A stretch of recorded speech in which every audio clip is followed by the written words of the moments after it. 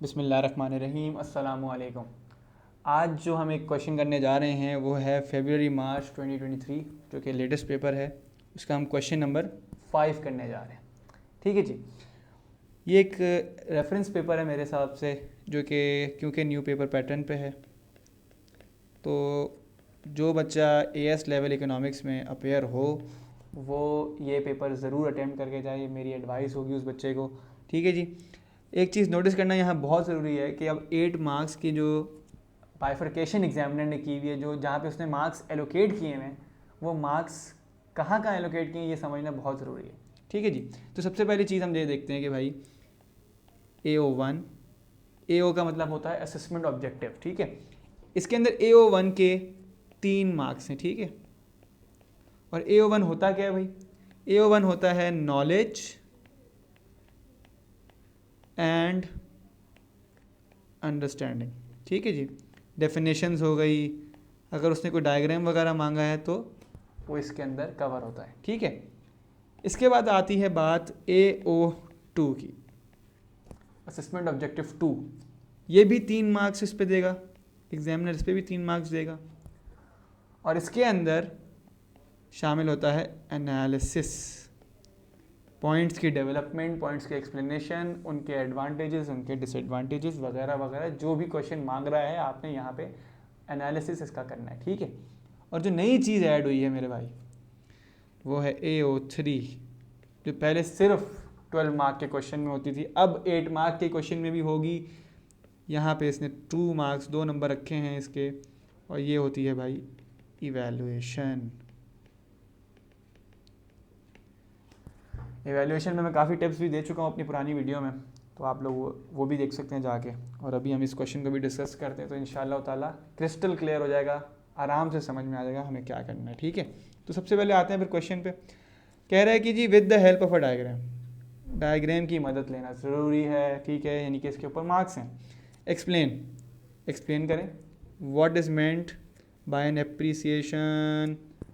Appreciation से क्या मुराद है? Of a floating exchange rate. ठीक है जी। अब ये जो पार्ट आपको मैंने बताया ना, ये पार्ट है AO1। ठीक है भाई। इसके बाद का जो पार्ट है ना सारा, वो कह रहा है जी एंड कंसिडर, कंसिडर यानी कि इवेल्युएट तो करना है, एनालाइज तो करना है, weather a country can only benefit, क्या हमेशा फ़ायदेमंद चीज़ है एप्रिसिएशन करेंसी होना, एप्रिसिएशन होना करेंसी का। तो अब हमें ये भी इवेल्युएट करना है। अब 8 मार्क का सवाल भी 12 मार्क जैसा ही हो गया, मतलब वैसे तो 12 मार्क वाला नहीं है, लेकिन यार अब इवेल्युएशन आ गई है तो खैर बच्चों के मसले मसाइल बढ़ गए हैं, लेकिन अब क्या करें यार, हमें साथ साथ सीखना भी पड़ेगा, वरना फिर मार्क्स तो नहीं मिल सकते और ग्रेड भी नहीं आ सकता। ठीक है। तो ये जो पार्ट है सारा ना, ये है आपका AO2 और AO3। ठीक हो गया मेरे भाई? अच्छा जी। तो चलें फिर आते हैं क्वेश्चन को, देखते हैं किस तरीके से इसको अटैम्प्ट करें।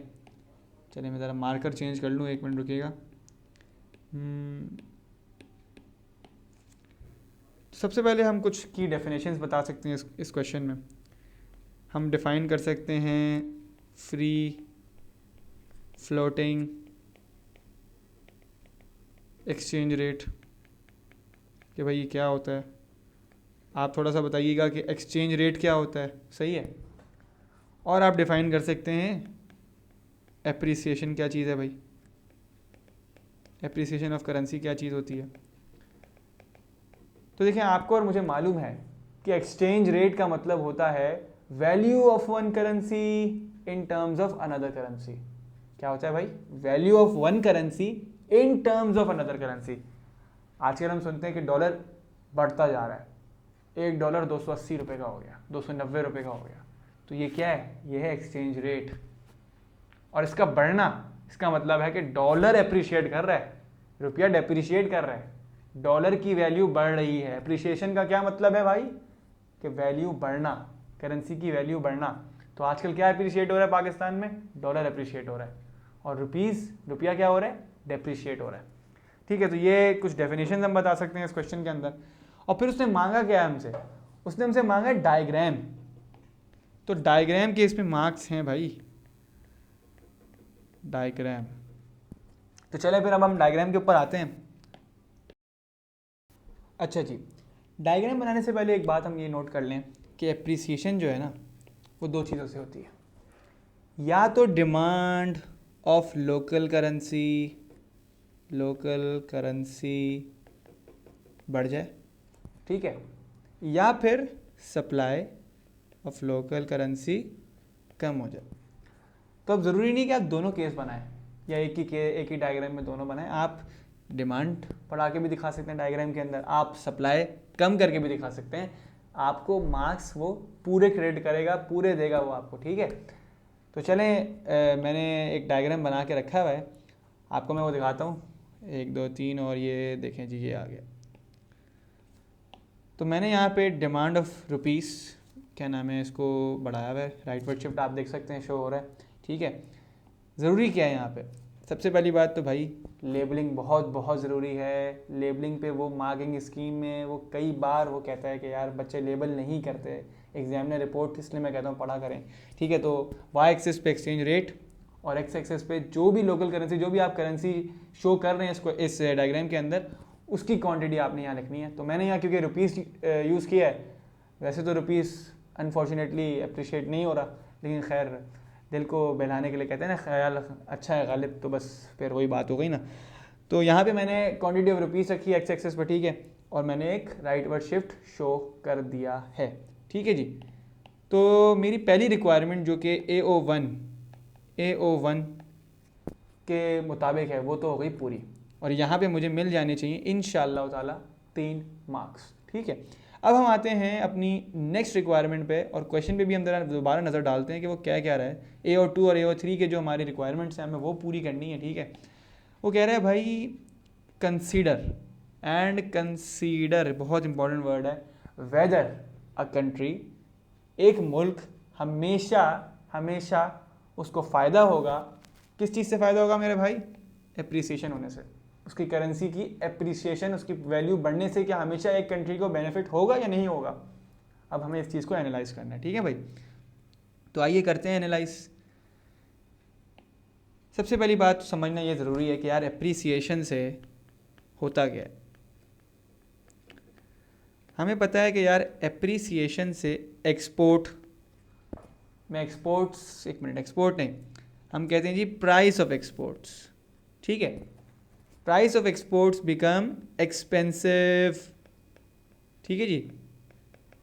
किन के लिए एक्सपेंसिव, सीधी बात है जो हमारे कस्टमर्स हैं, जो फॉरेनर कस्टमर बैठे हैं फॉरेन कंट्रीज़ में, उनके लिए भाई एक्सपेंसिव हो गई है हमारी गुड्स। एज ए रिज़ल्ट इससे क्या होगा भाई, इससे मसला क्या होगा, इससे मसला ये होगा कि प्राइस कंपेटिटिवनेस हमारी एक्सपोर्ट की फॉरेन मार्केट में कम हो जाएगी, ठीक है। अच्छा, अब हम यहाँ एक चीज़ अज्यूम भी कर रहे हैं। यहाँ हम क्या अज्यूम कर रहे हैं, अज्यूमिंग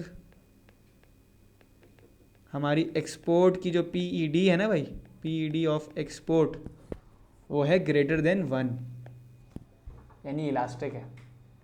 और इलास्टिक जब डिमांड होती है तो उसका क्या मतलब है कि जब प्राइस फॉल करती है तो क्वांटिटी डिमांडेड ज़्यादा से बढ़ता है, और जब प्राइस राइज करती है तो क्वांटिटी डिमांडेड ज़्यादा से फॉल करता है।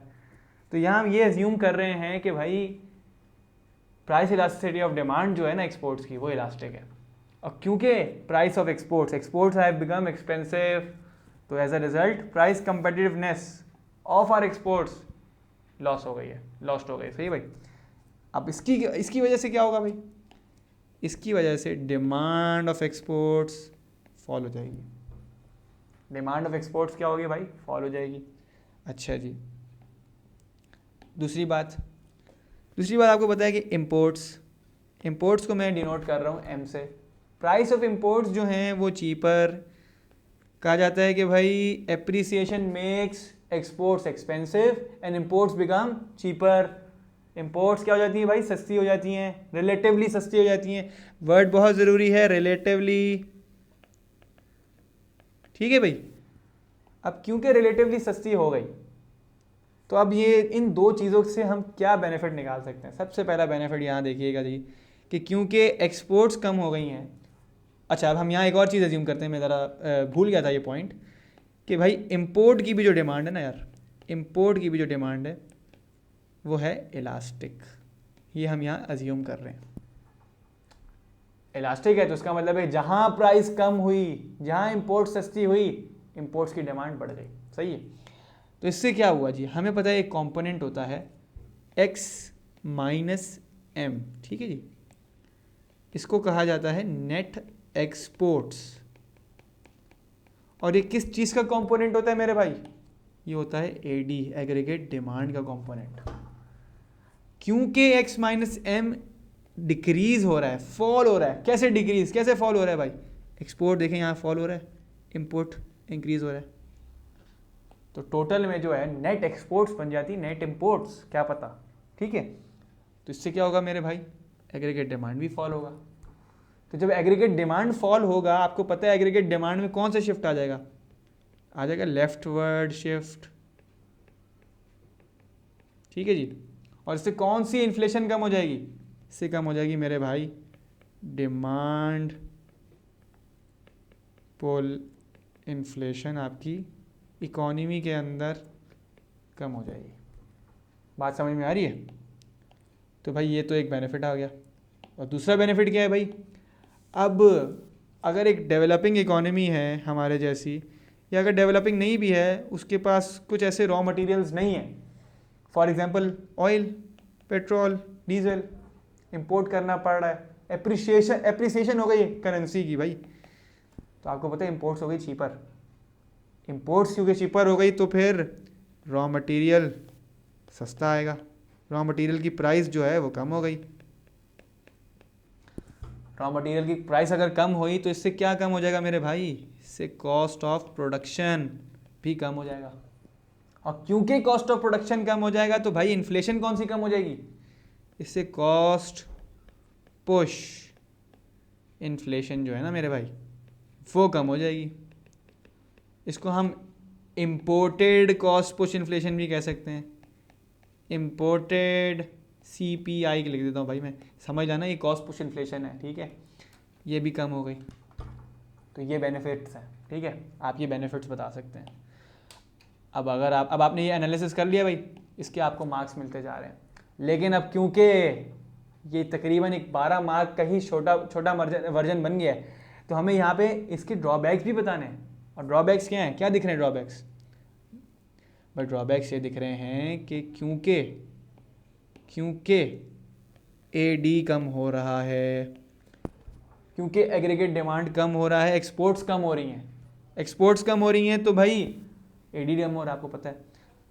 इससे क्या हो रहा है भाई, इकोनॉमिक ग्रोथ कम हो रही है। ठीक है भाई, इससे क्या हो रहा है, इससे मुल्क के अंदर अनएम्प्लॉयमेंट बढ़ रही है, लोगों की जो है इनकम की सोर्सेस कम हो रही हैं, फॉल हो रही हैं। तो ये सारे डिसएडवांटेजेस हैं। सही है भाई, तो ये कुछ डिसएडवांटेजेस हम ये बता सकते हैं। ठीक है, अब ये हमारा हो गया एनालिसिस, और एनालिसिस के उसने कितने मार्क्स लिखे हैं भाई, 3 मार्क्स एलोकेट किए हैं। अच्छा जी, अब हम आते हैं इवैल्यूएशन पे इसकी ना, क्या इवैल्यूएशन हो सकती है। तो अब अगर हम इवैल्यूएशन की बात करें ना भाई, तो हमें क्या पॉइंट्स बताने चाहिए। तो भाई हमें तो सबसे पहली बात यहाँ पे जिक्र जिस चीज़ का मेरे हिसाब से करना चाहिए वो है प्राइस इलास्टिसिटी ऑफ डिमांड। सही भाई, अब मैंने ऊपर क्या अज्यूम किया, मैंने ये अज्यूम किया कि भाई price elasticity of demand of our exports and imports is greater than 1, यानी कि इलास्टिक है। अब क्योंकि इलास्टिक है तो फिर वो सारे मसले मसाइल जो हैं वो हल क्या नाम है हो रहे हैं। ठीक है, अब यहाँ पे अगर हम अज्यूम करें कि भाई प्राइस इलास्टिसिटी ऑफ डिमांड जो है इलास्टिक नहीं इन इलास्टिक है। ठीक है जी, इन इलास्टिक है यानी कि लेस देन 1 है। तो इसका क्या मतलब है, तो इसका मतलब ये है कि भाई जहाँ प्राइस ऑफ एक्सपोर्ट्स बढ़ी और प्राइस ऑफ इंपोर्ट्स कम हुई, ठीक है, क्योंकि अप्रिसिएशन हो रही है तो exports have become expensive, imports have become cheaper. तो क्योंकि अगर हम ये अज्यूम करें डिमांड इन इलास्टिक है, तो जहाँ प्राइस ऑफ एक्सपोर्ट बढ़ी क्वांटिटी डिमांडेड पे बहुत ही कम, बहुत ही माइनर सा इफेक्ट आएगा, डिक्रीज आएगा, ठीक है। एज अ रिजल्ट इसके जो टोटल रेवेन्यूज़ है ना, रेवेन्यूज़ इनकम जो इससे आ रही है वो बढ़ेगी, ठीक है, रिजल्टेंटली रेवेन्यूज़ बढ़ेंगे, ठीक है जी। दूसरी बात, क्योंकि इंपोर्ट्स की डिमांड भी हम अज्यूम कर रहे हैं इन इलास्टिक है, तो जी इसके ऊपर जो एक्सपेंडिचर है ना वो भी कम होगा, सही है। तो यानी प्राइस कम होने की वजह से कोई बहुत ज़्यादा डिमांड नहीं बढ़ने वाली, ये हम अज्यूम करें अगर इन इलास्टिक डिमांड है, ठीक है। ये आपने इवैल्यूएशन में बताना है। अब इससे क्या फ़ायदा हो रहा है, देखिए इससे फ़ायदा ये हो रहा है, एक्सपोर्ट से रेवेन्यू ज़्यादा आ रहा है, इनकम ज़्यादा आ रही है, इंपोर्ट पे खर्चे कम हो रहे हैं, as a result balance of trade surplus हो रहा है, ठीक है जी। डेफिसिट में नहीं जा रहे हैं हम, सरप्लस में जा रहे हैं, ये भी एक बेनिफिट है, ठीक है। तो इस तरीके से हम इसको इवेल्युएट कर सकते हैं। अगर आप लोगों के पास और भी कुछ पॉइंट्स हों तो आप इसमें यहाँ बता सकते हैं। इसकी मैं मार्किंग स्कीम भी अटैच कर देता हूँ ताकि आप लोगों को बेनिफिट, आपको पता चल जाए कि किस तरीके से एग्जामिनर जो है मार्क्स एलोकेट कर रहा है और मार्क्स जो है वो दे रहा है, ठीक है जी। 1 मिनट रुकिएगा। अच्छा जी, इसकी मैंने मार्किंग स्कीम जो है वो नीचे अटैच कर दी है, ठीक है। जिसको रेफरेंस लेना वो इस मार्किंग स्कीम से भी रेफरेंस ले सकता है, ठीक है जी। तो फिर मुझे दें इजाज़त, और आई होप मैं काफ़ी क्लियर था। अगर किसी को भी कोई क्वेश्चन हो तो वो मुझे रीच आउट कर सकता है थ्रू द कमेंट सेक्शन। अगर चाहे तो वो मुझे पर्सनल मैसेज भी कर सकता है, मैं अपना इंस्टाग्राम हैंडल भी प्रोवाइड कर दूंगा, अपना व्हाट्सएप नंबर भी प्रोवाइड कर दूंगा। अगर किसी को कोई और क्वेरी हो, कोई आंसर चेक कराना हो, कोई भी मसला मसाइल हो, तो इकोनॉमिक्स से रिलेटेड भाई, कोई वैसे घर के मसले प्लीज़ ना बताइएगा, आप मुझे मैसेज कर सकते हैं। और I am very happy to help you guys, advice मैं कर सकता हूँ। और आप लोगों का बहुत बहुत शुक्रिया कि आप लोग लाइक करें, कमेंट करें और सब्सक्राइब भी कर रहे हैं। और मैं फिर यही आखिर में मैसेज देना चाहूँगा कि भाई प्लीज़ वीडियो को लाइक करें, अपना फीडबैक ज़रूर प्रोवाइड करें और सब्सक्राइब करें। जज़ाकल्लाह खैर, खुदा हाफिज़।